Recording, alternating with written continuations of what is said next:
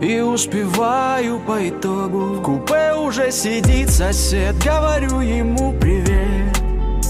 Разболтались с ним так, между прочим, сутки ехать напролет. Поезд тронулся вперед, а значит, время замутить перекусончик. У меня тут в нычке вареные яички, хлебушек, консервы, конечно, кура-гриль, маслята и лисички, килограмм клубнички, сосиски, колбаса и минералочки, бутыль. Еще к чаю есть ватрушки, тортик, вафли, сушки, чипсы взял похрустеть и попкорн.